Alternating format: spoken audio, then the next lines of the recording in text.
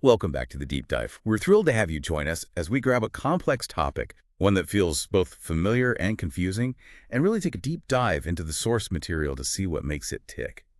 No unnecessary jargon, just clear understanding. And today we are absolutely tackling a big one. It's a word you hear everywhere. It used to mean wildly different things depending on who's speaking and, well, where they are in the world. We're talking about liberalism. Our guide for this exploration, our primary source, comes from excerpts of Andrew Haywood's authoritative text, Political Ideologies. That's right. Think of our mission today as cutting through all that noise and pinning down exactly what liberalism really means. Where did this set of ideas come from? How has it twisted and turned over time? And what are the major challenges it's grappling with right now on the global stage? And I think you'll find the journey, starting from the very origins of the word itself, might throw up a few surprises. Indeed. We'll explore the core beliefs that somehow manage to hold together seemingly opposed liberal concepts. Everything from, the idea of minimal government interference to robust state-funded welfare programs. Right. Those seem totally opposite sometimes. They do. And will definitely shine a light on the key tensions that exist right at the heart of the ideology. This isn't just academic history, it's about understanding a major, perhaps the major force that has shaped and continues to shape the modern political and economic world. Okay, let's unpack this starting right at the beginning with the surprising history of the word liberal. Right. Well, the term liberal has a much, much longer history in the English language than liberalism does as a, let's say, defined political concept. Longer. How much longer? We can trace its use way back to the 14th century, carrying a variety of meanings, all rooted in the single Latin word liber. Liber. That root means free, doesn't it? Precisely, free. And from that fundamental idea, the word liberal took on several layers of meaning over centuries. Firstly, it was used to refer to a specific social class, freemen. Free men. Yeah, in the feudal system that dominated medieval Europe, this distinguished people who were neither serfs tied to the land nor outright slaves. They had a degree of personal freedom, albeit within a, very hierarchical society. So it's linked to a kind of freedom from obligation or bondage, but more about social status than political rights as we think of them today. Exactly, a very different context. But it also took on meanings related to attitude and disposition. It could mean generous, as in giving someone liberal helpings of food or drink in abundance, a freeness in giving. Okay, like being free with your resources. And it implied a certain openness or open-mindedness in social attitudes, a willingness to be broad in your views. As time went on, this sense of generosity and openness increasingly became associated more generally with the ideas of freedom and choice in a broader sense. So the word was certainly in circulation for centuries, carrying these connotations of personal freedom, generosity, and openness. But you're saying liberalism as a defined, identifiable political allegiance is a much more recent invention. Significantly younger, yes. While the ideas that underpin liberalism had been fermenting for a long time, their crystallization into a coherent political ideology, something you could call yourself, something you could identify with politically against other belief systems that didn't happen until the early part of the 19th century. Really? That late. Yeah. Haywood notes its first documented use as a political term in Spain in 1812. 1812. Compared to the 14th century, that is surprisingly recent. It really puts the development of political ideologies into perspective. It certainly does, though by the 1840s the term liberalism was quite widely recognized throughout Europe as referring to a distinctive set of political ideas and movements. Okay, so it caught on pretty fast across Europe then.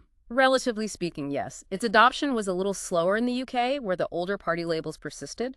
The Whig Party began to use the term in the 1830s to describe their position, but the first government explicitly and formally referred to as liberal was William Gladstone's in 1868. 1868, for the first official liberal government in the UK. Wow. So the concepts embedded in the word liberal, freedom, choice, openness are old, but organizing them into a recognizable political ideology that you could point to and say, that's liberalism, is a relatively new development, firmly anchored in the 19th century. That's the key distinction. The raw materials were there for centuries, but their assembly into what Haywood calls a systematic political creed is distinctly a 19th century phenomenon. So what was happening in the world that caused these ideas to suddenly coalesce and become a powerful political force in the 19th century? What was the historical backdrop? Well, the source makes it pretty clear that liberalism as a developed ideology was a direct product of specific seismic shifts happening in Europe. The most significant was the breakdown of feudalism. Right, that rigid medieval system based on inherited hierarchies, land ownership by aristocrats, and fixed social roles, sort of locked in place. Exactly, where your place was determined by birth and stayed fixed. As that system declined, Europe saw the simultaneous growth of a market or capitalist society. This shift from an agrarian hierarchical society to an industrial commercial one provided the fertile ground where liberal ideas could flourish. And the people who championed these ideas, who saw their interests aligning with this new economic and social order, were the rising middle classes. Precisely.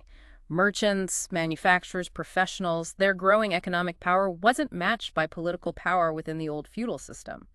Their interests were fundamentally at odds with the established power structures, the absolute monarchs who claimed authority based on the divine right of kings. Right, God chose them. And the landed aristocracy, whose privileges were based solely on birthright and land ownership. So at its birth, liberalism wasn't some gentle nudge for change. The source describes liberal ideas at this time as quite radical, seeking fundamental reform or even revolutionary change to dismantle the old order. Very much so. And you can see elements of these radical liberal ideas playing out in major historical events, even before the political term liberalism was commonly used. Like which ones? Think about the great revolutions that shook the Western world. The English Revolution in the 17th century, the American Revolution in 1776, and the French Revolution in 1789. Haywood points out they all embodied distinctively liberal elements in their challenge to established authority and their emphasis on rights, even without explicitly identifying as liberal. Okay, let's break down what specific elements these early liberals were challenging. They fundamentally challenged the absolute power of the monarchy. Instead of the divine right to rule, which was seen as arbitrary and unaccountable, they advocated for constitutional government. Where the ruler's power is limited by law. Exactly. And later, representative government, where rulers are accountable to elected representatives of the people. This was a move away from inherited power and towards power based on consent and legal limits. That's a massive shift in the very idea of where political authority comes from. Absolutely. They also criticized the entrenched privileges of the landed aristocracy and the inherent unfairness of a feudal system where your social and economic position was determined purely by an accident of birth. Yeah, not based on what you did, just who your parents were. Exactly.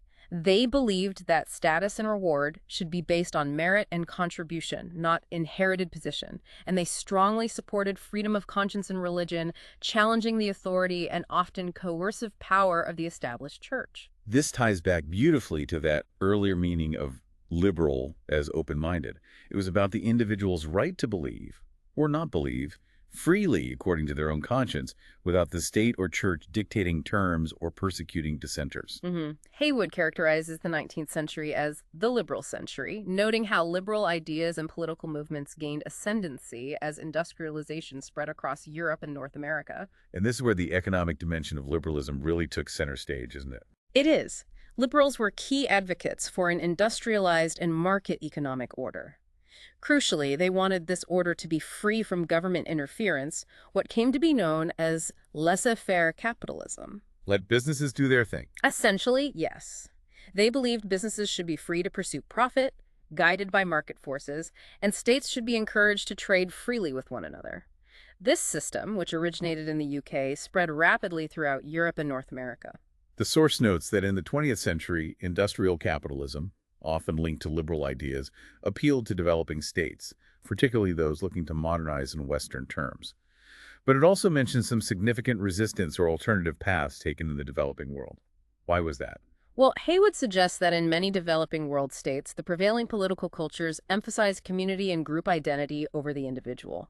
This cultural context provided more fertile ground for ideologies that prioritized collective goals or historical identity, such as socialism, nationalism, or religious fundamentalism, rather than the individualistic focus of Western liberalism.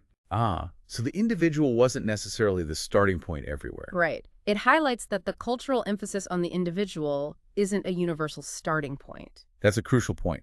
Liberalism's reception is shaped by the existing cultural landscape.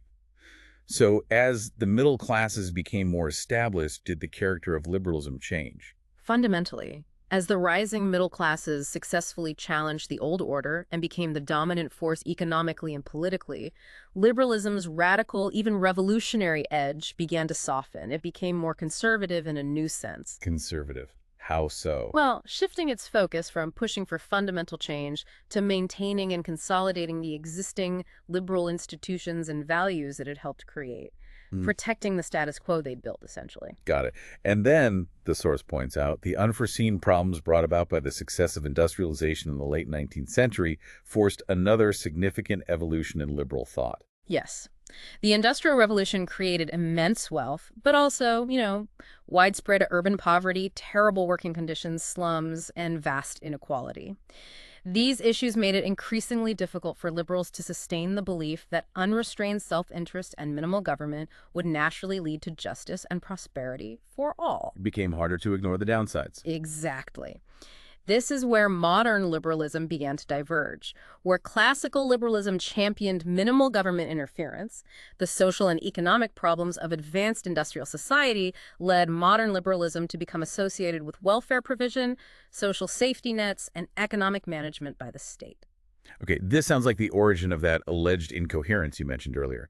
How can an ideology stand for both minimal government and robust welfare programs? They seem contradictory. They absolutely do seem contradictory, and some commentators, Haywood notes, have indeed argued that liberalism is an incoherent ideology precisely because it appears to embrace these opposing views on the state's role. Yeah. This tension, the evolving and debated role of the state, is a key thread that runs through the different traditions of liberalism, and it's something we'll keep coming back to. So let's zoom in on the bedrock principles that are supposed to tie all these different strands together. The source states that the central unifying theme of liberalism is a commitment to the individual. That's absolutely right. At its heart, liberalism is about constructing a society that allows individuals to satisfy their own interests and achieve personal fulfillment. The fundamental starting point is the belief that human beings are first and foremost individuals, endowed with the capacity for reason. And what does that foundational belief in the rational individual imply for how society should be structured and governed? It implies a core principle. Each individual should have the maximum possible freedom consistent with a like freedom for all. My liberty shouldn't come at the expense of yours, and vice versa. Okay, so freedom, but within limits. Right. While liberals believe individuals are entitled to fundamental, equal legal and political rights, they also hold that rewards and positions in society should be based on individuals' talents and their willingness to work hard. This is a profound contrast with the feudal period we just discussed. Completely profound. Feudalism offered very little sense of individual interests or unique identities. People were defined almost entirely by the groups they were born into, their family, their village, their social class, and life was incredibly static across generations. Your destiny was largely predetermined. But with the rise of market-oriented societies, that began to crumble, opening up new possibilities. Yes. As individuals were freed from feudal ties and entered the marketplace, they faced broader choices about where to live, what work to do, and who to interact with. They were actively encouraged to think for themselves and of themselves in personal terms. Right, like suddenly you had agency. Exactly. Think of that serf who leaves the manor, they become a free man, who suddenly has to make individual choices about their survival and future. And this social and economic shift coincided perfectly with the intellectual climate of the Enlightenment. Yes, precisely. The Enlightenment championed rational and scientific explanations over traditional religious dogma and superstition. Society began to be understood not as a divinely ordained hierarchy, but from the viewpoint of the individual human being. The individual becomes the unit of analysis. Right. The idea solidified that individuals possess personal, distinctive qualities, unique thoughts and feelings, and that each and every person is of special value and inherent worth. Haywood points to the development of natural rights theories in the 17th and 18th centuries as strong evidence of this growing emphasis on the individual's inherent worth, and also Immanuel Kant's idea that individuals should be treated as ends in themselves, never merely as means to achieve someone else's goals. These philosophical developments reinforce the cultural and economic shifts, solidifying the individual as the central unit of moral and political consideration. However, this core belief in individual primacy, while unifying, also introduces a fascinating tension within the concept of individualism itself, according to the source. Attention. What's the conflict here? Well, On one hand, individualism draws attention to the uniqueness of each person. We are defined by our inner qualities, our distinct personalities, our individual experiences, what makes us different. Okay. But on the other hand, all individuals share the same fundamental status simply by being individuals, a form of inherent equality. So the tension is between celebrating individual uniqueness and upholding individual equality. Like, we're all different, but we're all equally human. Precisely. And Haywood notes that many of the internal tensions and disagreements within liberalism can be traced back to these rival ideas of uniqueness and equality. Interesting. Like, should society prioritize letting people be as different as possible or ensure everyone has a basic level playing field because we're all equal? Yeah, that's a good way to put it. Should society prioritize allowing individuals to fully express their differences and rise-fall based on their unique talents and efforts? Or should it prioritize ensuring that everyone, by virtue of their equal status as individuals, has access to basic necessities and a foundation for a decent life? This belief in individual primacy also fundamentally shapes how liberals view society itself. It does. Some liberals, typically the earlier classical ones, tend towards viewing society as simply a collection of individuals who are pursuing their own needs and interests. This perspective is sometimes called atomism. Like separate atoms bouncing around. Kind of, yeah. The idea that society is made up of isolated atoms, which are the individuals. In its most extreme form, this can lead to the conclusion that society itself does not exist, only a collection of self-sufficient individuals interacting. That idea certainly resonates with certain political statements we've heard in recent history. It captures the essence of this atomistic view. This extreme individualism often assumes that humans are fundamentally egoistical, driven primarily by self-interest and highly self-reliant. Right, looking out for number one. The Canadian political philosopher C.D. Macpherson critically described early liberalism as possessive individualism, arguing that it views the individual as owning themselves and their capacities and owing nothing fundamental to society. But the source notes that later, or modern liberals, have a somewhat different, perhaps softer view of human nature. Yes, a more optimistic one. While acknowledging egoism, they believe it is tempered by social responsibility. They see individuals as having a capacity for altruism and recognition of their interconnectedness, particularly a responsibility towards those who are unable to help themselves. So a bit more community-minded, perhaps. Maybe not community-minded in a collectivist sense, but certainly recognizing that individuals don't exist in a vacuum and have responsibilities to each other. Okay, so whether the view is of unrestrained egoism or an egoism qualified by social responsibility, the core liberal goal remains the same: a society where individuals can develop and flourish. That's the consistent thread. Regardless of the specific emphasis on self-interest or social responsibility, the ultimate aim is to create conditions under which each person can develop and flourish to their full potential. And inextricably linked to the primacy of the individual is the second core theme: freedom. Naturally, if the individual is the central concern, their freedom or liberty must be paramount. For liberals, it's often considered the supreme political value and serves as a crucial unifying principle within the ideology, even when they disagree on what it entails. Early liberals saw it as a natural right, something inherent to being human, essential for leading a truly human existence and for having the opportunity to pursue your own interests through choice. And later liberals built on that, viewing liberty not just as a right, but as the essential condition for developing skills, talents, expanding understanding, and ultimately fulfilling one's potential as a human being. But they absolutely do not believe in unlimited freedom. The source makes that distinction very clear. Absolutely not. Unlimited liberty, doing whatever you want regardless of the consequences for others, is seen as degenerating into license, essentially, the right to abuse others. Right, my freedom ends where yours begins, sort of thing. Exactly. This is where the incredibly influential idea from John Stuart Mill, articulated in his work on liberty, becomes crucial. This is his famous harm principle.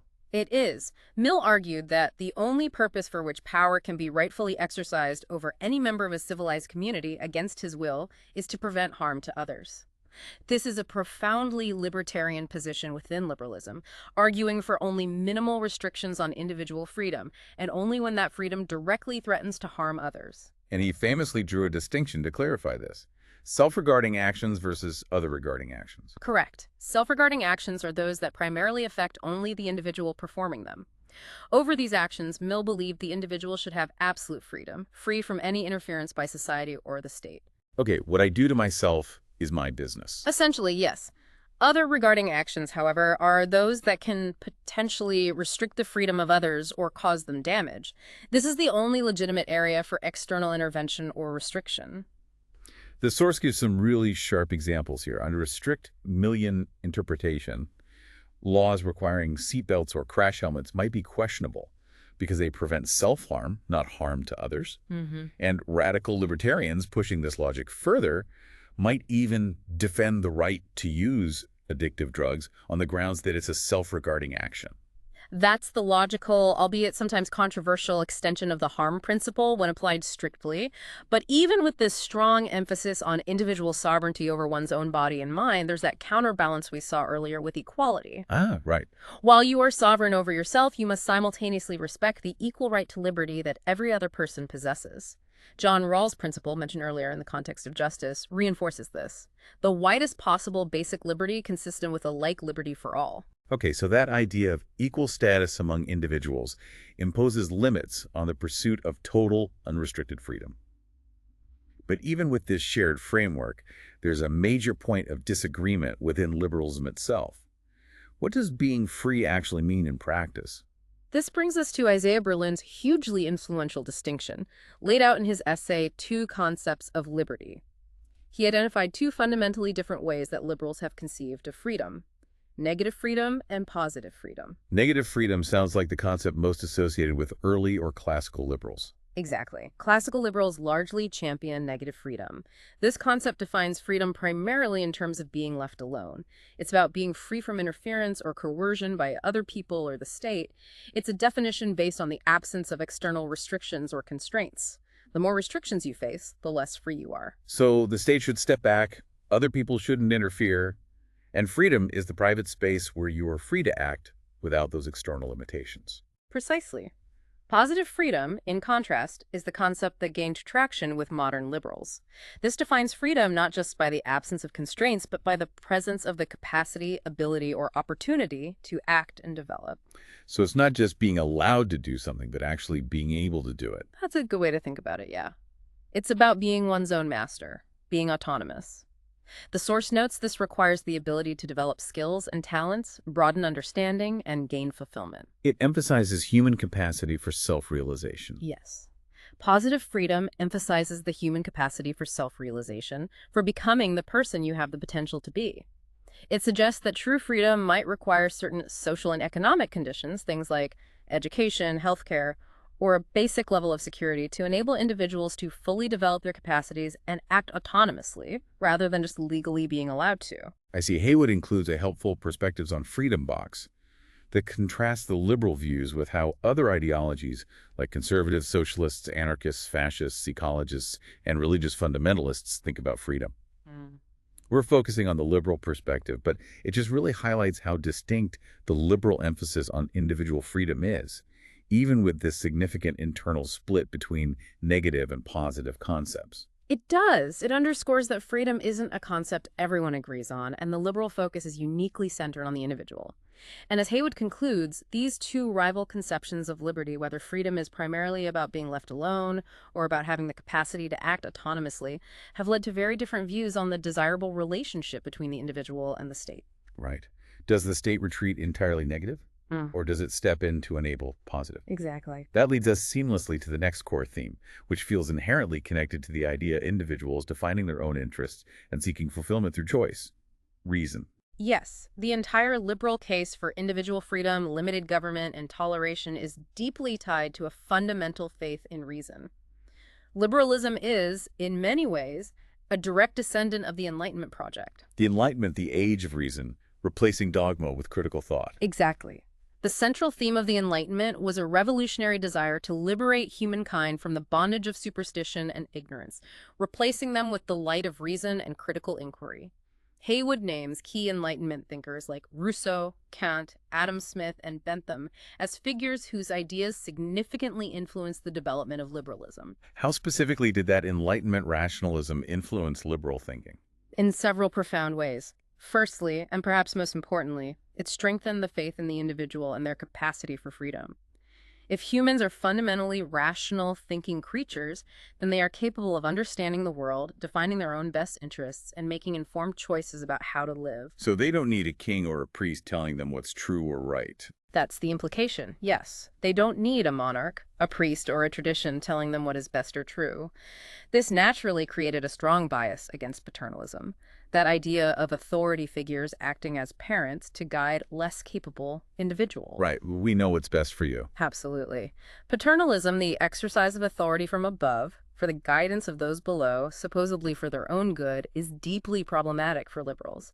They argue it not only prevents individuals from making their own moral choices and learning from their mistakes, which is essential for self-development, but it also carries the significant risk that those in power will abuse their position for their own ends, claiming to know what's best while actually serving their own interests.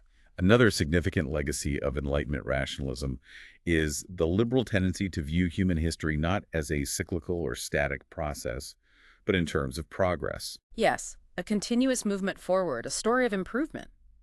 The belief was that the expansion of knowledge, particularly through the scientific method and rational inquiry, allowed people not just to understand the world around them, but to actively shape it for the better.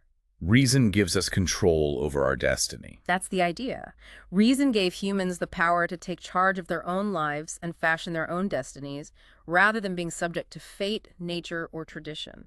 It's about emancipating ourselves from the dead weight of the past, custom, and tradition. Each generation builds on the last. Right. Reason allows each generation to build upon the increasing knowledge and understanding accumulated by previous generations, leading to continuous improvement and advancement.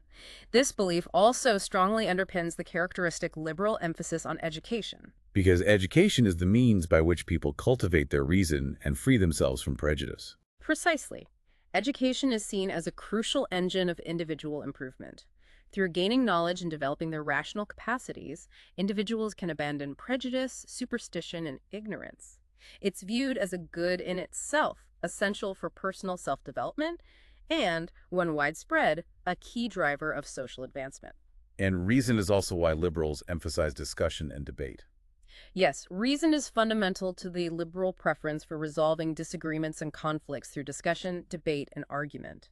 Even though, as you mentioned earlier, liberals aren't naive utopians and recognize that self-interest and egoism inevitably lead to rivalry and conflict. Right, they know people will disagree. Exactly.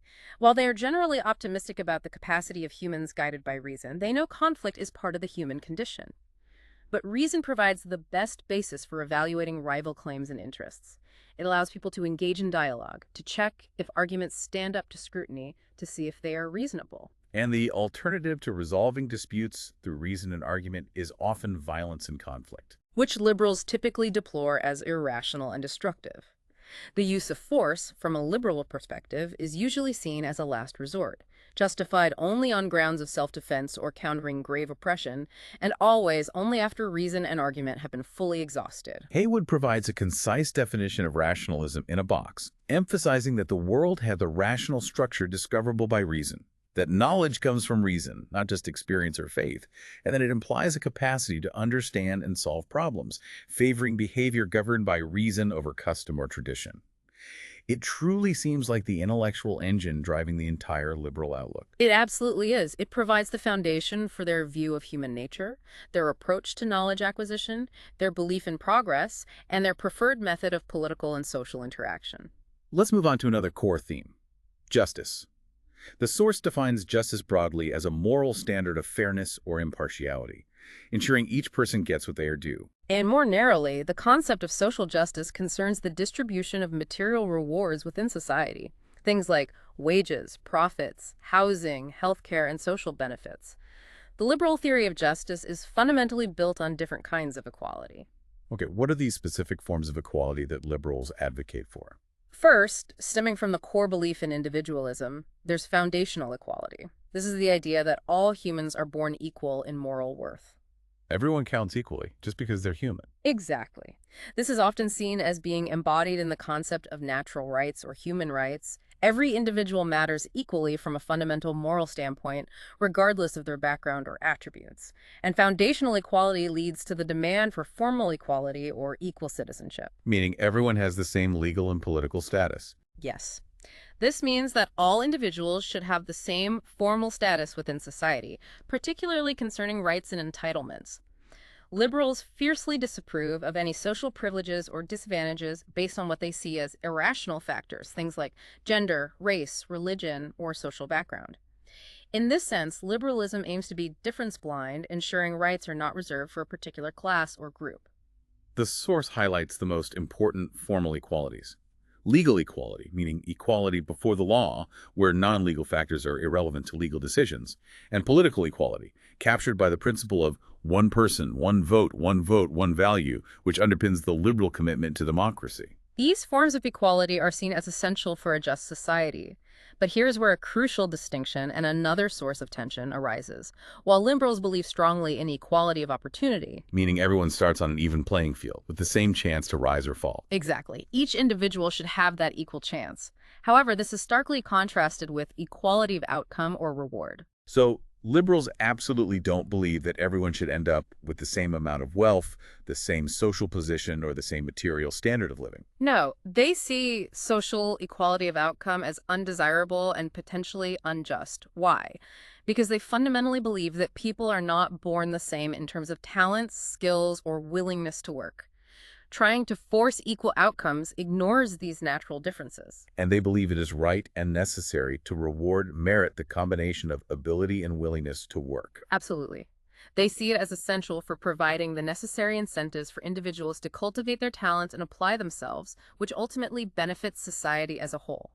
Equality, for a liberal, means having an equal opportunity to develop their unequal skills and abilities and to be rewarded based on those developed capacities and efforts. This line of thinking leads directly to the idea of a meritocracy. Yes, a meritocratic society is one where inequalities in wealth, income, or social position are supposed to solely reflect the unequal distribution of talent, application, or perhaps even factors beyond one's control, like luck. The luck factor. Yeah, Haywood notes thinkers like Ronald Dworkin have introduced the idea of luck egalitarianism, questioning whether even natural ability is a just basis for differential reward. But the core liberal meritocratic ideal is that society is just if individuals are judged and rewarded based on the content of their character, their talent, and work not on their gender, skin color, religion, or family background. That's the argument. From this perspective, social equality of outcome is seen as fundamentally unjust because it treats individuals who are inherently different in terms of ability and effort as if they were alike. Mm-hmm. As with other themes, though, there's disagreement within liberalism about how this should be applied in practice. Mm-hmm. Is this the classical versus modern liberal split once again? Yes. Classical liberals tend to endorse a stricter, more uncompromising meritocracy. They see it as economically necessary for creating incentives and morally necessary because it's simply right that unequal individuals are not treated equally in terms of reward. Modern liberals, however, believe that social justice implies some measure of social equality. They are more concerned about the cumulative effects of unequal opportunities and disadvantages. And this is precisely where John Rawls and his hugely influential work, A Theory of Justice, comes in. Yes.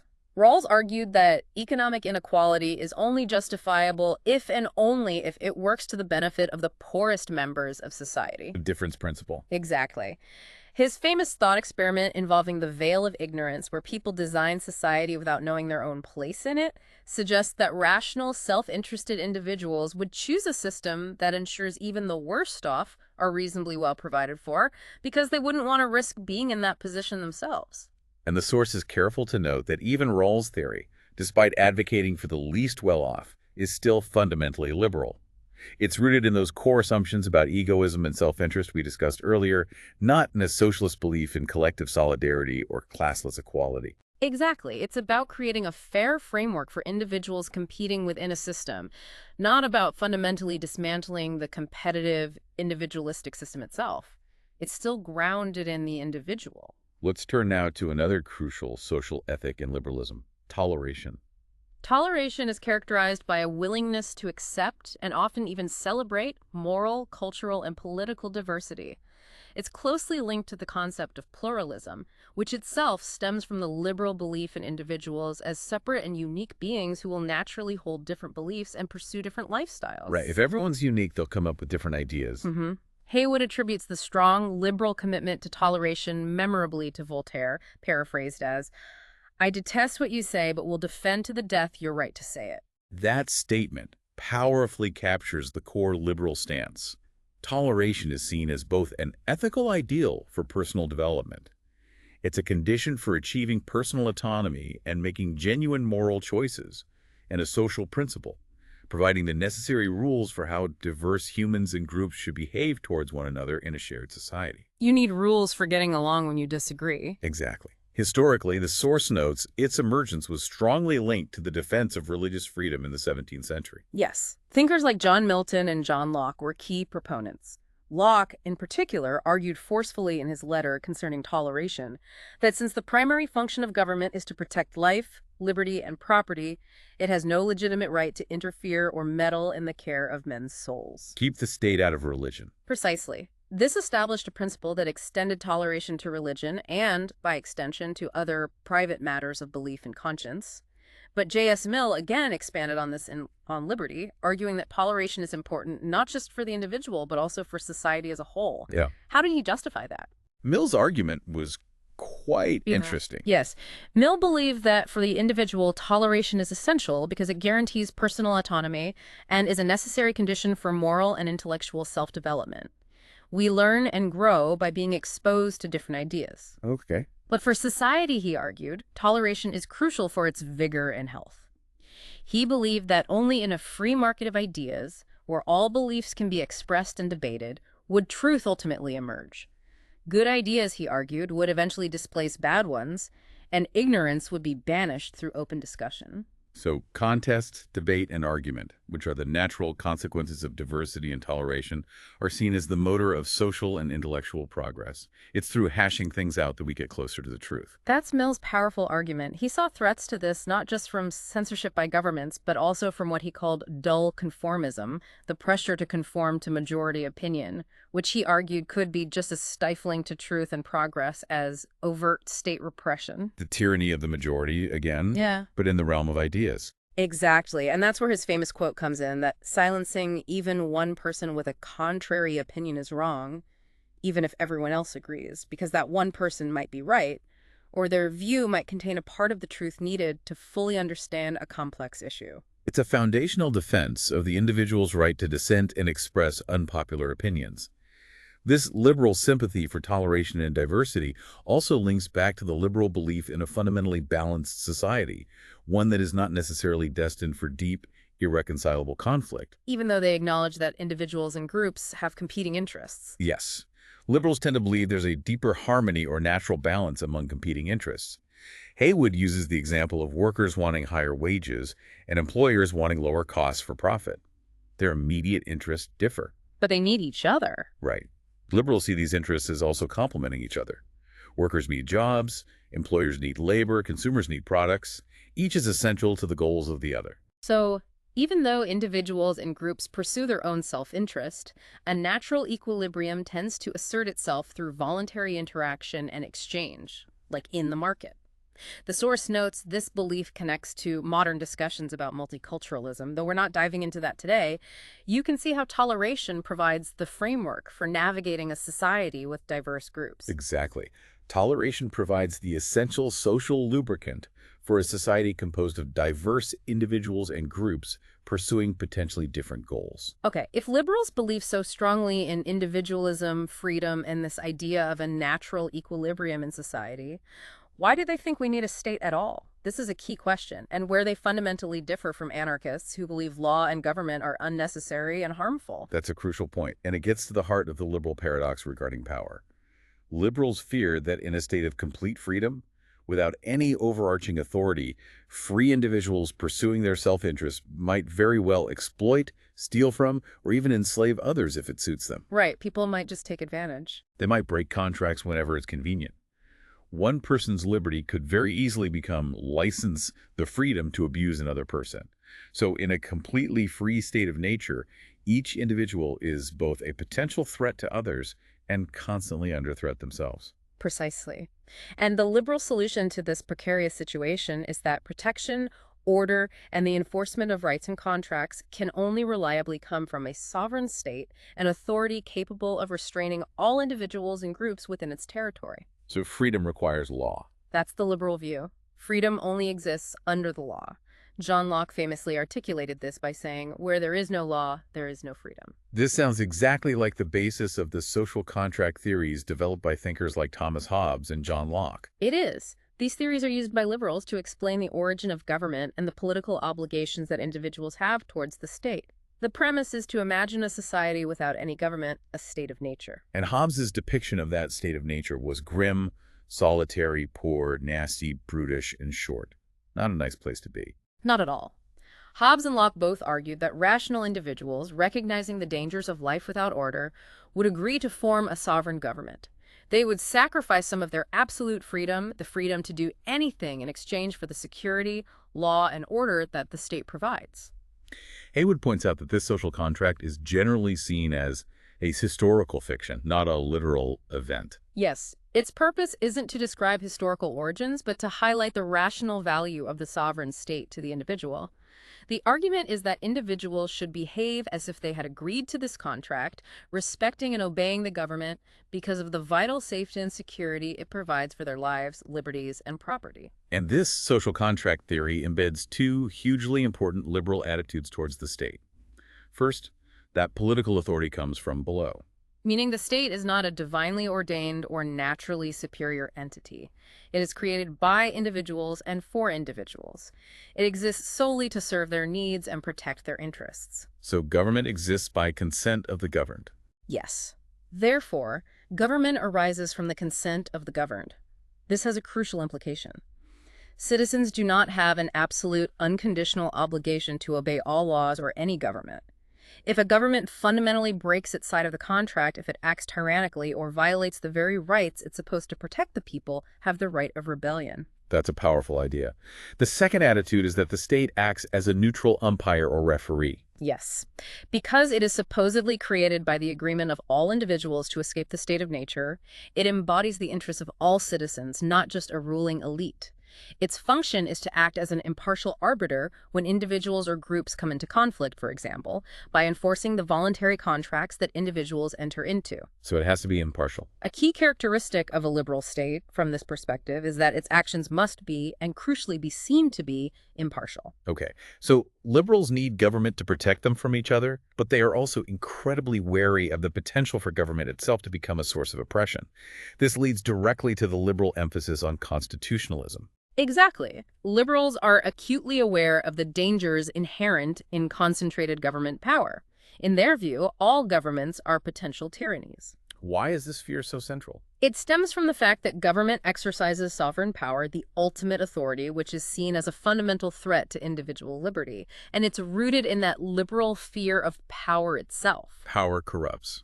Right. Recalling their view of human nature as potentially self-seeking, the combination of egoism and unchecked power is seen as almost inevitably leading to corruption. The source quotes Lord Acton's famous dictum, "Power tends to corrupt, and absolute power corrupts absolutely." So the core liberal solution to this fear of arbitrary, potentially tyrannical government is the principle of limited government. Precisely. The idea is that government power is necessary, but it must be tamed and constrained. This is achieved primarily through constitutional constraints and, as we'll discuss next, through democracy. A constitution, in essence, is the set of rules that allocates duties, powers, and functions, but crucially, it also constitutes rules for the government itself. It defines the extent and, most importantly, the limits of governmental power. And Haywood details two main ways constitutionalism works to limit government power. First, through external or legal constraints. These are rules that are external to the daily exercise of power and bind the government legally. The most important of these is a written constitution. This codifies the powers, responsibilities, and limits of government institutions in a single supreme document, making them clear and providing a standard against which government actions can be judged. Like the U.S. Constitution. Yes, the U.S. Constitution from 1787 is often cited as the first modern example of this. Most, though not all, liberal democracies today have written constitutions. Haywood notes exceptions like the UK, Israel, and New Zealand. And bills of rights are a crucial part of these external constraints. Protecting specific individual freedoms. Yes. Bills of rights are documents that legally entrench the fundamental rights and freedoms of individuals, clearly defining the relationship between the state and its citizens, and placing certain areas of life beyond the reach of government power. Examples include the first 10 amendments to the U.S. Constitution, known as the Bill of Rights, or the French Declaration of the Rights of Man and of the Citizen from 1789. What about countries without a single written constitution, like the UK? In those cases, the source highlights the importance of statute law passed by Parliament. And, critically, the rule of law, the principle that all conduct, including that of government officials, must conform to established, publicly known laws, not arbitrary will. The German concept of the Rechtsstaat, or right state, embodies this. Okay. The second form of constitutionalism relies on internal constraints. These work not by imposing external legal limits, but by dispersing political power among different institutions within the government itself. This creates a system of checks and balances, where different parts of the government can limit the power of other parts. Like Montesquieu said, power should be a check to power.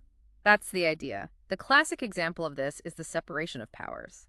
Montesquieu argued that to prevent dictatorship or tyranny, the legislative function, making laws, the executive function, implementing laws, and the judicial function, interpreting laws, should be separated and exercised by different institutions. The U.S. system with Congress, President, Supreme Court. That's the purest example of this principle in action. And judicial independence is vital to this system. The judges need to be free from political pressure. Absolutely essential. The judiciary's role in interpreting the law, reviewing government actions, and protecting individual rights means it must be independent and neutral, free from political pressure from the executive or legislature, to serve as a genuine check on power. It would list other devices, too. Yes, things that contribute to this internal fragmentation of power, such as cabinet government checking the prime minister, parliamentary government scrutinizing the executive, bicameralism, having two legislative chambers that must agree on legislation, and territorial divisions like federalism, devolution, or local government checking the power of the central government.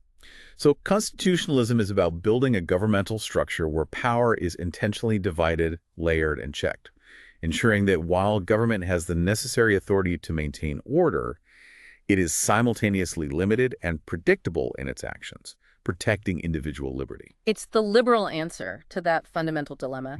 How do you create a powerful enough state to protect individuals without creating a state powerful enough to oppress them? It's all about limiting power.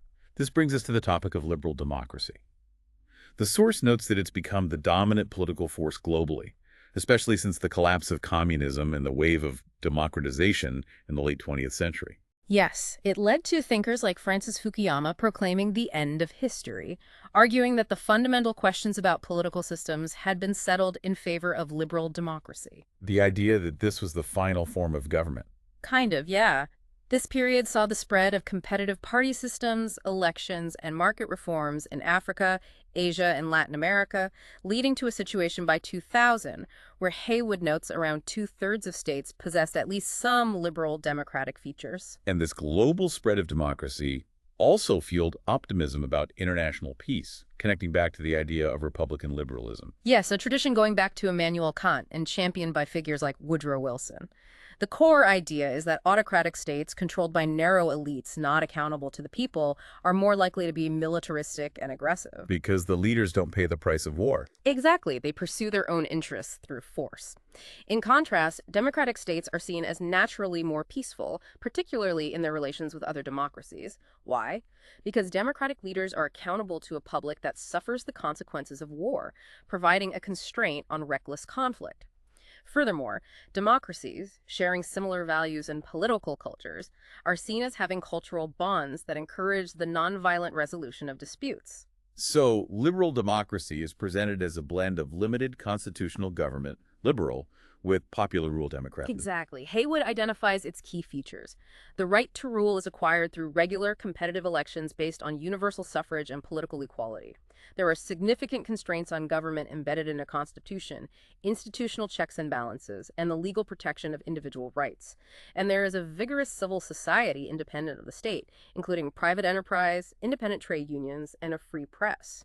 And the source notes that the very hybrid nature of liberal democracy reflects liberalism's underlying ambivalence towards democracy itself. Where does that ambivalence come from? It goes right back to that core tension within individualism we discussed, the fear of collective power particularly the power of a potentially uneducated or self-interested majority, clashing with the belief in political equality and the right of the people to have a say in their governance. So they like the people rule idea in theory, but worried about it in practice. In the 19th century, certainly, liberals were often deeply suspicious of democracy, seeing it as threatening and dangerous. They echoed classical fears, going back to Plato and Aristotle, about the potential for the rule by the masses to be irrational, chaotic, or detrimental to the wisdom and property of the elite. And the central liberal concern was that pure democracy, especially based on simple majority rule, could become the enemy of individual liberty. Precisely. Liberals understood that the people are not a single unified entity. They are individuals and groups with different opinions, interests, and levels of knowledge. The democratic solution to these differences is typically majority rule, the idea that the will of the majority should prevail. This sounds very much like Alexis de Tocqueville's famous warning about the tyranny of the majority. It's exactly that concern. The fear is that in the name of the people, or the majority, individual liberty and the rights of minorities could be overridden or suppressed.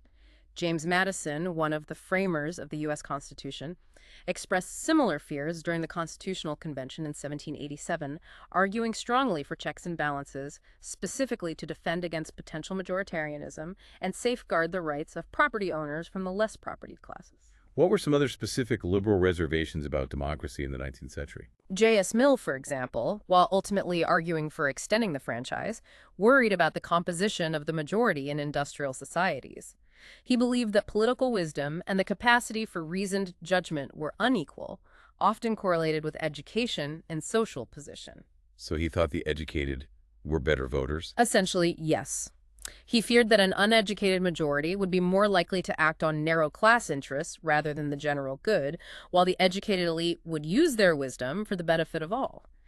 Based on this, he even proposed controversial measures like allowing elected politicians to speak for themselves rather than just their electors, and, more radically, advocating for plural voting. Plural voting, like some people get more votes than others. Exactly. A system where individuals were granted multiple votes based on their education or social position, effectively disenfranchising the illiterate and giving greater weight to the votes of the educated. That's certainly a far cry from our modern understanding of democratic equality. One person, one vote. It really highlights the depth of the liberal fear regarding the potential dangers of an unconstrained or uneducated majority. Even more dramatically, thinkers like José Ortega y Gasset in The Revolt of the Masses expressed fears that mass democracy would lead to the overthrow of civilized society and the moral order, paving the way for authoritarian leaders who appealed to the basest instincts of the masses. But despite these deep reservations, by the 20th century, the source says a large proportion of liberals had come to see democracy as a virtue and an essential part of the liberal project. What arguments convinced them? The justifications evolved. The earliest liberal justification for democracy, as seen with Locke, was based on consent and protection. Locke's concept of protected democracy argued that voting rights, initially for the propertied classes, were necessary to protect their natural rights, especially property, from government encroachment and taxation. Hence the slogan, no taxation without representation. That's fundamentally a liberal argument. It is. And utilitarians like Jeremy Bentham and James Mill expanded this, arguing for universal suffrage, manhood suffrage in their time, as the only way to ensure that government promoted the greatest happiness for the greatest number. Individuals would vote to advance and defend their own interests, and universal voting would ensure that the interests of the greatest number were served. So it became a way to protect everyone's interests, not just the property owners. A more radical endorsement came from J.S. Mill again, acting as that bridge figure.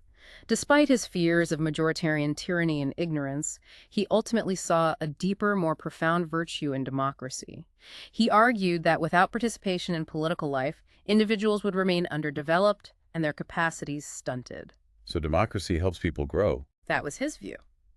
The central virtue of democracy for Mill was that it promoted the highest and most harmonious development of human capacities.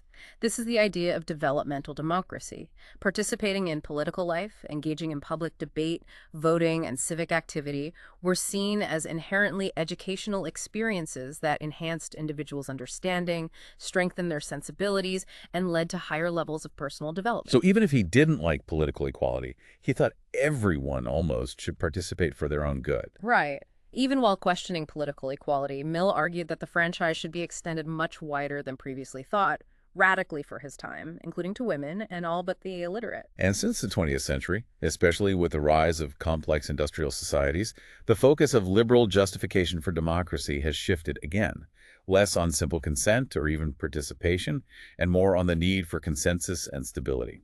This is seen in pluralist theories of democracy. These theories view modern society not as a collection of isolated individuals, but as composed of numerous organized groups, interest groups, pressure groups, etc., each pursuing their own interests. Society as competing groups. Yes, modern societies are seen as complex, fluid, and characterized by competition between these rival interests. And the attraction of democracy from this pluralist view. It's seen as the only system capable of maintaining balance and equilibrium in these complex, pluralistic societies. How so? Equilibrium democracy provides a mechanism for competing groups to have their voices heard, negotiate compromises, and feel bound to the political system, thus preventing any single group from dominating entirely and maintaining overall stability. It keeps the system stable. Haywood's perspectives on democracy box also helpfully contrast the liberal view, which sees consent coming primarily via the ballot box, with elections serving to constrain power, but always within a constitutional framework designed to prevent majoritarian tyranny, with very different perspectives found in conservatism, socialism, anarchists, fascism, and environmentalism. It really highlights that democracy isn't a monolithic concept. Its meaning is deeply shaped by the ideology interpreting it. It underscores that even something we take for granted has multiple layers of meaning depending on the fundamental beliefs you hold. It's not just one thing.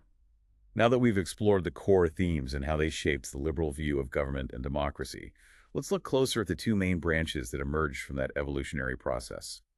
Classical liberalism. Right. Classical liberalism is the earliest major tradition within liberalism. As we discussed, it's closely linked to the transition from feudalism to capitalism and reached its high point throughout the 19th century, hence sometimes being called 19th century liberalism. Primarily UK and US. Yes, it was primarily cradled in the UK and has strong roots in Anglo-Saxon countries like the United States. But as Haywood notes, it's not just a historical artifact. Its principles have seen a significant revival since the late 20th century, particularly alongside the spread of globalization. Under names like neoliberalism. Yes, often under different labels like neoclassical liberalism or neoliberalism, classical liberalism can be characterized by several common threads running through its various thinkers and doctrines. Summarize those core characteristics for us. Okay. Firstly, egoistical individualism. Humans are seen as fundamentally rational, self-interested, and self-reliant beings, and society is viewed as atomistic, a collection of these self-sufficient individuals interacting. We covered that. Secondly, negative freedom. Freedom is defined as the absence of external interference or coercion, essentially being left alone. Thirdly, a minimal state. The state is viewed as a necessary evil, as Thomas Paine put it. Necessary but still evil because it limits freedom. Right. Or a mere night watchman in Locke's concept. Its role should be strictly limited to maintaining domestic order, enforcing contracts, and providing external defense. And fourthly, a positive view of civil society. The realm of private life and voluntary association, including the market economy, is seen as the true realm of freedom, in contrast to the state's realm of coercion. Civil society is believed to naturally exhibit balance and equilibrium, particularly through the self-regulating mechanisms of the market. And the source details specific doctrines or theories that classical liberalism drew upon and helped to shape. First, natural rights. Thinkers like John Locke and Thomas Jefferson are central here. They argue that individuals possess God-given or inalienable rights simply by virtue of being human. Locke's list famously included life, liberty, and property. And Jefferson swapped property for pursuit of happiness. Right. These rights were seen as fundamental preconditions for a truly human existence, and Locke used this idea of natural rights to argue for limited government and, crucially, the right of rebellion. If the government violates those rights. Exactly. Unlike Thomas Hobbes, who also used social contract theory but argued it justified absolute sovereign power to escape the state of nature, Locke believed government was specifically created only to protect these pre-existing natural rights. If the government oversteps its bounds and violates these rights, citizens are justified in resisting and even overthrowing it, as Locke argued was the case with the 1688 Glorious Revolution in England. So what were Locke's limited government functions? Very limited. Maintain public order, protect private property, defend the realm externally, and enforce voluntary contracts. That's pretty much it.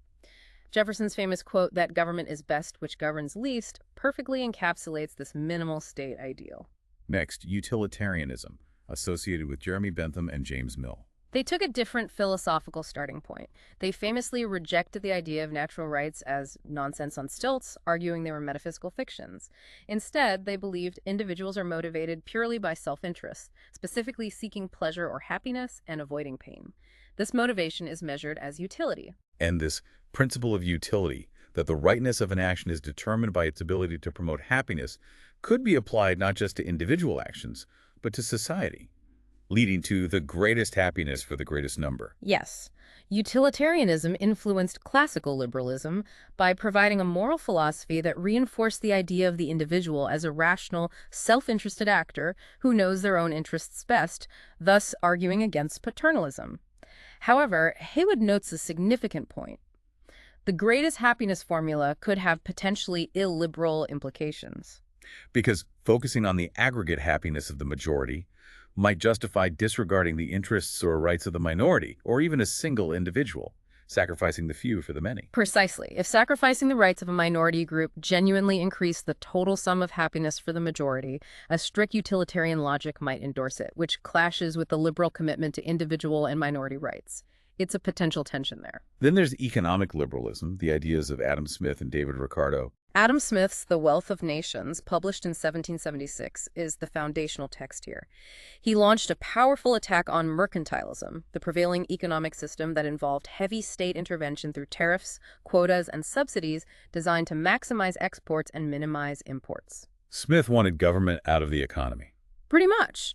He argued forcefully that the economy works best and wealth is maximized when it is left alone by government interference. He saw the economy as a dynamic market, driven by the free choices and decisions of countless individuals. Freedom of choice was key. Businesses choosing what to produce, workers choosing who to work for, consumers choosing what to buy. All voluntary exchanges. Yes. Economic relationships were seen as voluntary, contractual, and motivated by the self-interested pursuit of wealth and consumption.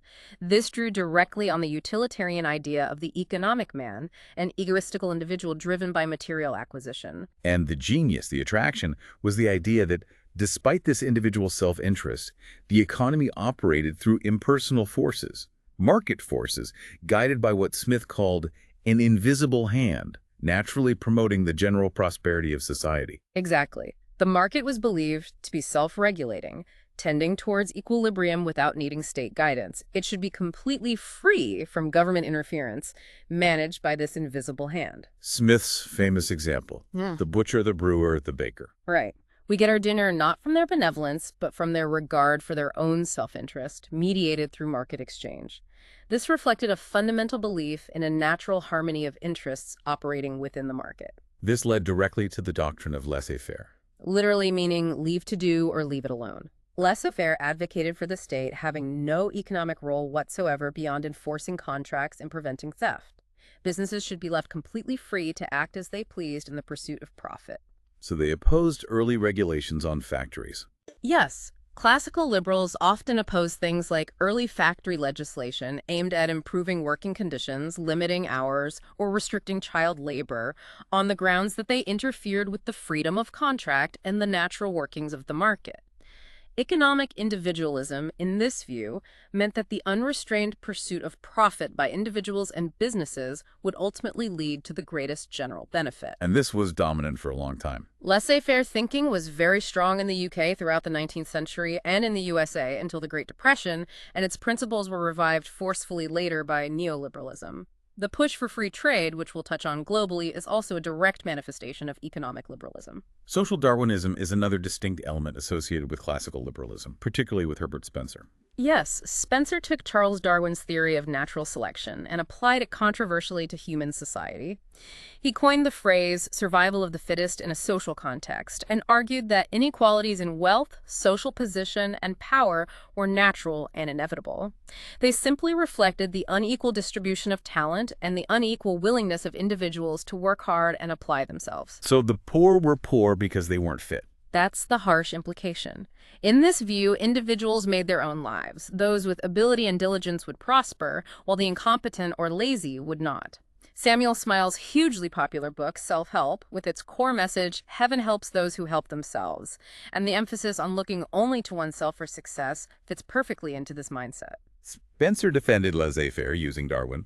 hmm Spencer's book, The Man versus the State, was a vigorous defense of laissez-faire based on social Darwinist principles. He argued that government intervention to help the poor or regulate the economy interfered with this natural process of selection, hindering progress. His American disciple, William Graham Sumner, encapsulated this harsh view, reportedly saying, "The drunkard in the gutter is just where he ought to be." Oof. Okay, finally, neoliberalism. This seems to be the modern reincarnation of classical economic liberalism. It is. Neoliberalism, or sometimes neoclassical liberalism, emerged as a significant force from the 1970s onwards. It represented a counter-revolutionary movement against the big government and state intervention that had characterized much of the 20th century. Thatcherism and Reaganism are the key examples. Yes, while often fusing laissez-faire economic ideas with conservative social philosophy, as seen initially in the UK under Margaret Thatcher, Thatcherism, and the USA under Ronald Reagan, Reaganism, its core is the revival of classical economic principles. It's been described as market fundamentalism. A deep faith in the market. That captures the intensity of the belief. Neoliberalism embodies an almost absolute faith in the market's moral and practical superiority over government or political control. It goes even further than Adam Smith, who did recognize some legitimate areas for state action. What were their arguments against government? Neoliberals like Friedrich Hayek and Milton Friedman argued strenuously against government intervention, pointing to the defects of government planning as economically inefficient because governments lack the necessary information, Hayek's point. And Keynesian tax and spend policies fuel inflation, Friedman's critique. And in contrast, they attributed near miraculous qualities to the market. Yes, they saw the market as inherently self-regulating and tending towards equilibrium, acting like a vast nervous system via the price mechanism, Hayek. They argued it is inherently efficient and productive, channeling resources to their most profitable uses and providing incentives for both the rich to invest and the poor to work. Disciplined by profit, unlike the state. Right. Private businesses are disciplined by the need for profit, whereas state enterprises are prone to losses ultimately paid by taxpayers. And they saw the market as responsive, and even democratic producers produce what consumers demand, making the consumer king. Finally, they argued the market delivers fairness and economic justice because it rewards individuals based on their talent and hard work, or lack thereof, meaning material inequality simply reflects natural inequality. So the underlying philosophy is essentially market, good, state, bad.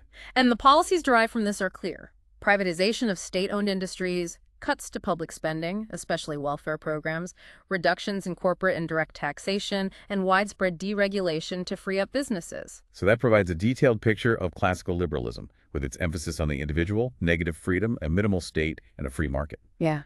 Now, let's turn to the other major branch, modern liberalism. Right. Modern liberalism is sometimes called 20th century liberalism because it emerged and developed significantly in response to the challenges posed by the further stages of industrialization in the late 19th and early 20th centuries. The problems caused by capitalism. Exactly. The success of capitalism created unprecedented wealth, but also generated immense social problems. Vast urban slums, widespread poverty, poor health, lack of education, and significant inequality. The plight of the industrial working class and urban poor became increasingly difficult for compassionate individuals, including liberals, to ignore. And faced with these realities, liberals began to question the core classical liberal belief that unrestrained self-interest and a minimal state would naturally lead to justice and well-being for all. Yes. This questioning led to the crucial shift we mentioned earlier, a rethinking of their attitude towards the state. It became apparent to many that the minimal state of classical theory was simply incapable of rectifying the deep injustices and profound inequalities generated by unbridled industrial capitalism and civil society. So they needed a different kind of state. Exactly. Modern liberals, therefore, began to advocate for a more interventionist or enabling state.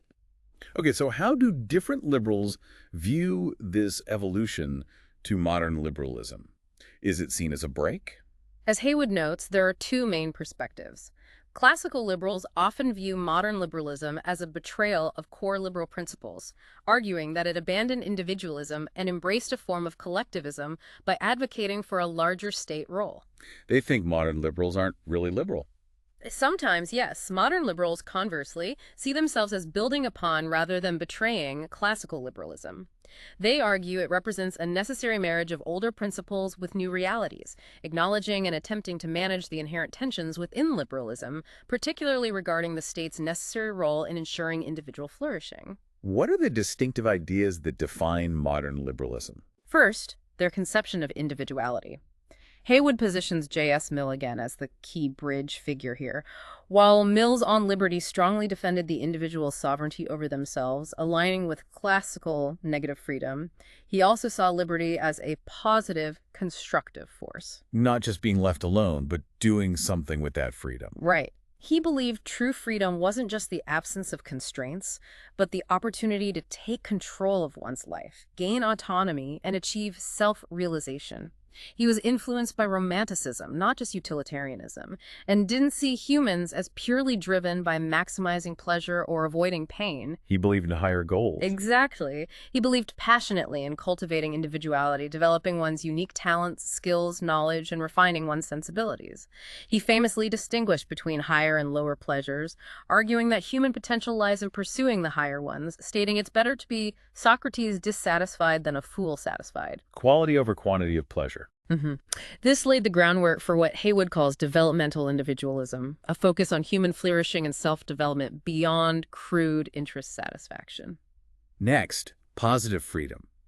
This seems like the clearest departure from early liberal thought. It is. Thinkers like T.H. Green in the UK and the new liberals L.T. Hobhouse and J.A. Hobson were central to this shift. They witnessed the poverty and injustice generated by unrestrained profit pursuit. They argued that the economic liberty of the freedom to accumulate vast wealth, was blighting the life chances and actual freedom of the many who lived in poverty and squalor. They saw negative freedom as not enough for the poor. Right. They rejected the purely self-seeking view of human nature. They had a more optimistic perspective. They believed human nature included a capacity for sympathy and fellow feeling for one another. They saw egoism as being tempered by altruism and recognized the importance of social responsibilities and ties of caring and empathy. More social view of humans. Yes. Green's ideas were even described by some as socialist liberalism because of this emphasis on social ties and collective well-being, though they remain firmly rooted in enhancing individual lives. They fundamentally challenged the classical liberal idea of negative freedom, arguing that it was an inadequate concept in the face of social inequality. Being merely free from external constraints meant little if you lacked the basic ability to act if you were starving, sick, or uneducated. It was like freedom to starve. So positive freedom is the ability to develop and attain individuality, to realize one's potential, the actual capacity. Precisely. It's the capacity to gain skills and knowledge, to access opportunities, and achieve fulfillment. It recognizes that individual liberty can be severely threatened by social disadvantage and inequality, not just by direct state coercion. And this understanding implies a fundamentally revised view of the state. Yes. Modern liberals argued that by using the state to protect individuals from social evils like poverty, disease, ignorance, and unemployment, the state was not diminishing freedom, but actually expanding it. The state helps people be free. That's the idea. It was providing the necessary social conditions for individuals to truly exercise their liberty and develop their potential. This replaced the classical minimal state with the idea of an enabling state, one with wider social and economic responsibilities, designed to help individuals achieve freedom. But it's still focused on individual needs and interests, right? Not collective goals for their own sake. Right, it's not socialism. Absolutely. While recognizing the social context, the central thrust remained helping individuals help themselves by providing the necessary resources and safety nets they couldn't secure alone in a complex industrial society. Social liberalism is strongly associated with the growth of the welfare state in the 20th century. It is. Over the 20th century, particularly after World War II, Western states expanded dramatically, becoming welfare states that provided citizens with support to overcome the 5 giants identified in the UK's Beveridge Report: want, disease, ignorance, squalor, and idleness. Providing a safety net from cradle to grave. While welfarism was supported for various reasons, national efficiency, electoral pressure, modern liberals defended it primarily on the grounds of promoting equality of opportunity. The state intervenes to reduce or remove the disadvantages faced by individuals so they have more equal life chances. So people get welfare or social rights. Exactly. Citizens were seen as gaining welfare rights or social rights, positive entitlements to things like work, education, health, and housing. These are positive rights because they require positive state action, the provision of services and benefits, not just non-interference. And liberal parties adopted this. Yes, liberal parties and governments across the Western world converted to this, from the UK's creation of the National Health Service to the US New Deal and Great Society programs. And a branch called Social Democratic Liberalism, associated with thinkers like John Rawls, went even further, supporting relative social equality. Rawls again, with his theory of justice. Right. He provided a philosophical defense of redistribution and welfare programs based on the principle of equality as fairness. As we mentioned earlier, he argued that economic inequality is only justifiable if it benefits the least well-off members of society. While accepting the need for some inequality to provide incentives, his framework aimed to ensure a more equitable distribution of resources than strict meritocracy would allow, recognizing that factors like natural talent are morally arbitrary. And again, the source emphasizes this is still liberal, rooted in assumptions about egoism and self-interest, people wanting to protect themselves under the veil of ignorance, not in socialist ideas of collective solidarity or inherent class equality. It's about ensuring a fairer starting point and safety net for individuals within a fundamentally liberal, individualistic, competitive system, rather than replacing that system entirely, still individual focus. Finally, economic management is a key feature of modern liberalism. Yes. In the 20th century, particularly after the devastating experience of the Great Depression, most Western governments rejected the classical liberal idea that the economy could guarantee prosperity if left alone. Instead, they embraced policies of economic intervention, heavily influenced by the ideas of John Maynard Keynes. Keynesian interventionism, using the government to manage the economy. Exactly. Keynes fundamentally challenged the classical belief in the self-regulating market. He argued that economic activity and employment levels were determined by aggregate demand to the total spending in the economy. He proposed that governments could and should manage this demand using fiscal policy, adjusting public spending and taxation levels. So during periods of high unemployment or recession, governments should reflate the economy by increasing their own spending or cutting taxes, even if it means running budget deficits, priming the economy. Precisely. This government injection of demand would stimulate production and employment. Keynesian demand management promised governments the ability to mitigate economic downturns, manipulate levels of employment and growth, and ensure greater overall economic stability and prosperity than pure laissez-faire allowed. It was seen as a constructive form of intervention that promoted economic harmony rather than disruptive cycles of boom and bust. Keynes wasn't anti-capitalist, though. No, not at all. Keynes himself was not against capitalism, but believed that unregulated enterprise was simply unworkable in the complex, large-scale industrial societies of the 20th century. His ideas were first applied in the US New Deal. And became standard after WWII. Yes, post-WWRI Keynesianism became economic orthodoxy across the Western world, credited with the long boom of the post-war era. But it faced significant difficulties in the 1970s, like stagflation. Which paved the way for the neoliberal revival we talked about. Exactly. However, Haywood notes that the difficulties experienced with the free market revival in the 1980s and 90s have led to a form of neo-Keynesianism. While this recognizes the limits of crude demand management, it represents a renewed awareness of the potential links between unregulated capitalism and issues like low investment, short-termism, and social fragmentation, suggesting some form of state role in the economy remains necessary. So modern liberalism represents a pretty dramatic evolution from its classical roots, driven by the social and economic realities of industrial society and a different understanding of human nature and the concept of freedom. It seems like an adaptation. It adapted the core liberal commitment to the individual to a new context, arguing that an active, enabling state was necessary to create the conditions under which individuals could truly be free and flourish, a significant departure from the classical minimal state ideal. Let's look now at how liberalism has fared in a global context. Has Western liberalism truly become global liberalism? Well, Haywood suggests that the period of accelerated globalization since the 1980s has been closely linked to the worldwide ascendancy of liberalism, sometimes referred to as hegemonic liberalism. This period saw the global spread of market economics and democratic institutions. However, he argues that this global liberalism is not a single monolithic entity, but reflects liberalism's own multifarious nature and internal tensions played out on a world stage. The first face of this global liberalism is neoliberalism. Yes, often discussed as neoliberal globalization. The intensified global competition resulting from increased trade and capital flows has put pressure on governments worldwide to adopt neoliberal policies, deregulation, privatization, tax cuts, and reduced public spending. To attract investment.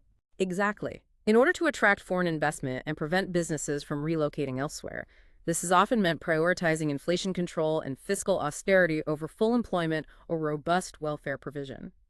The strong economic performance of the U.S. in the 1990s particularly seemed to make the neoliberal model appear globally unchallenged for a time, except in states like China that deliberately limited their exposure to global capital flows.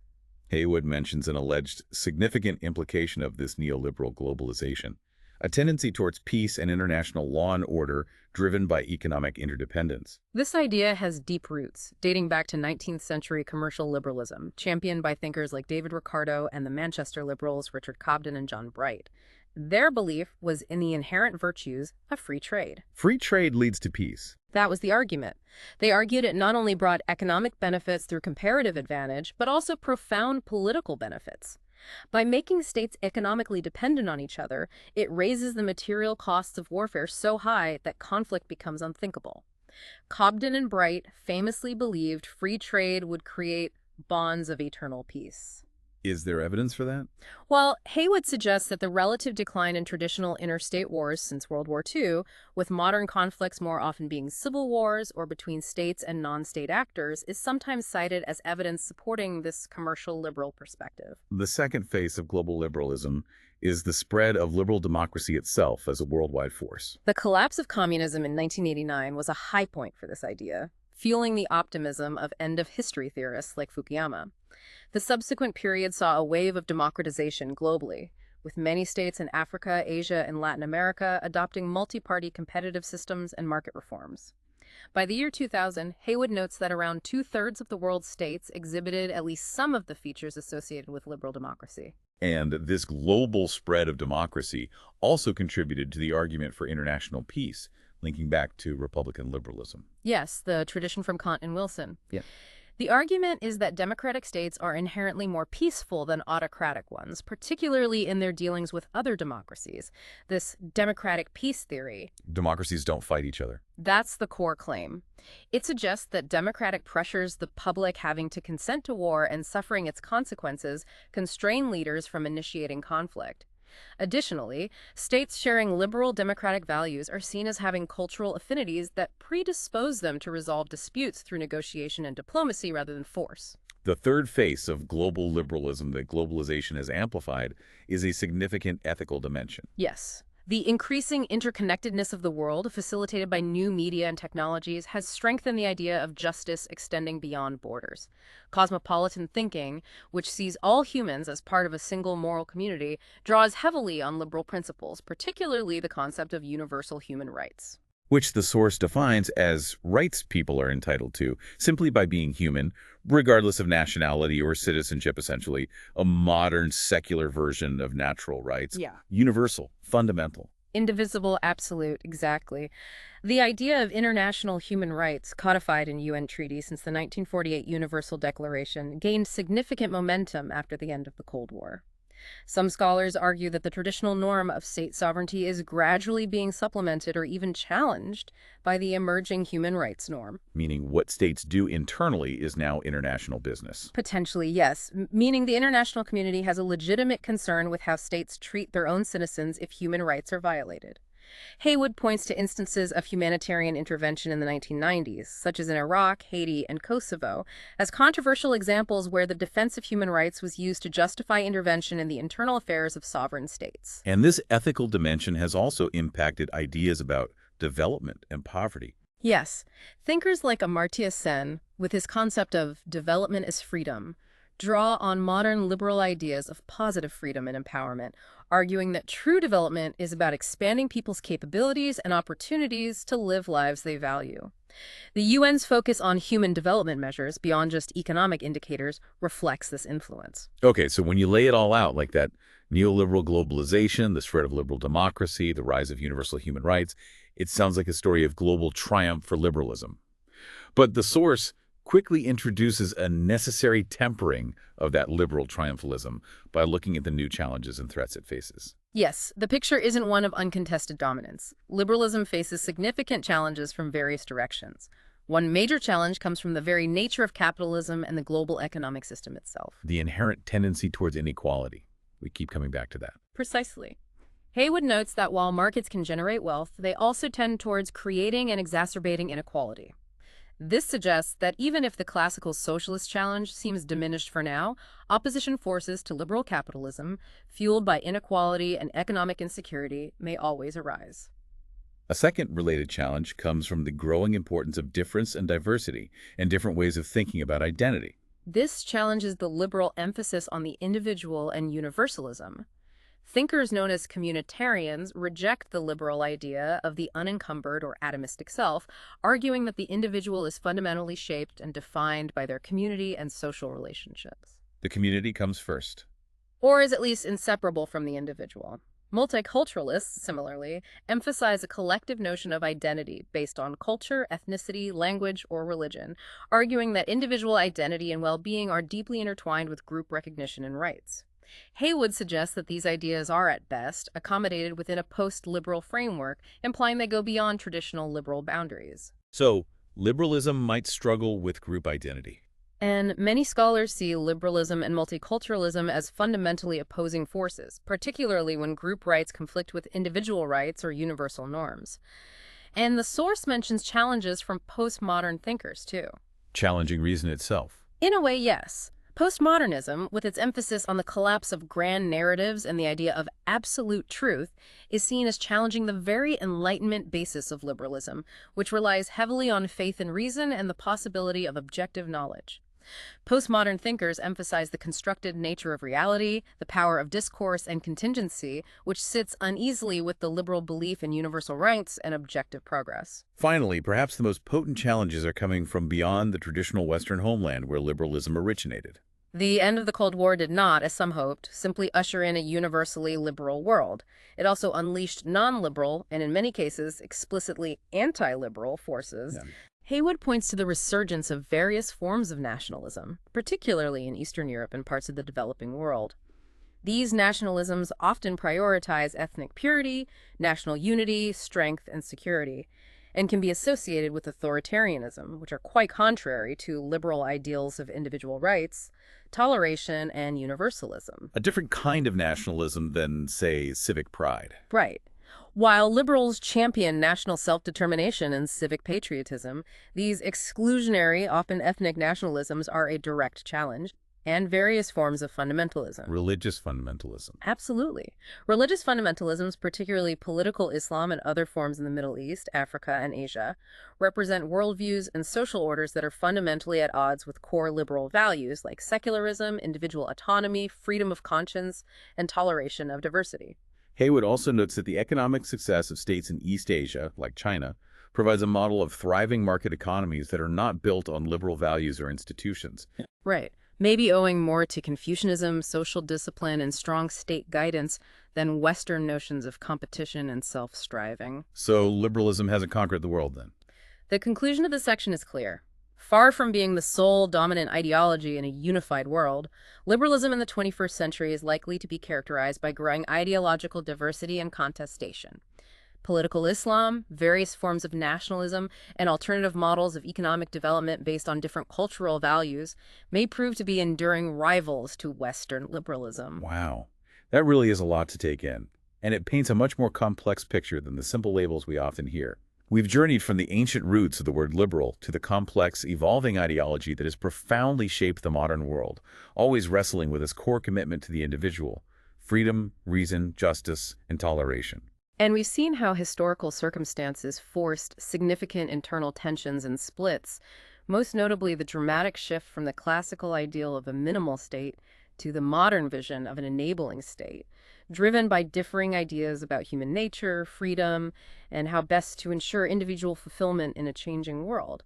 It's really been a journey of adaptation, hasn't it? It really has. Globalization has certainly acted as a powerful engine for spreading liberal ideas, whether it's through the push for neoliberal economic policies, the widespread adoption of liberal democratic political systems, or the increasing prominence of universal human rights. But as we've just explored, despite its undeniable global influence, liberalism faces very real and significant challenges. These come both from within its own inherent tensions and, perhaps more significantly, from powerful rival ideologies built on fundamentally different foundations, ideas that prioritize community over the individual, tradition over reason, or different forms of order and identity over universal rights and toleration. Haywood points to the core liberal belief in providing equal opportunity to develop unequal skills and abilities as central to its idea of justice. When we look at a world grappling intensely with both rising economic inequality and increasing demands for recognition of group identities and historical injustices issues that classical liberalism perhaps wasn't designed to address, how do those core liberal ideas about individual merit, formal equality, and being difference blinds stack up against these complex 21st century realities? That is the question, isn't it? It forces us to consider the continued relevance, adaptability, and potential limitations of these foundational liberal principles in the face of modern challenges that don't fit neatly into the historical context where liberalism was born. What does a world of increasing identity politics, economic precariousness, and powerful non-liberal ideologies mean for the future of liberalism? It's definitely something to think about. What stands out to you from this deep dive? Thank you for joining us for this fascinating exploration into the heart of liberalism. Thank you. It's been a rewarding look at an ideology that is both incredibly influential and yet constantly contested and evolving.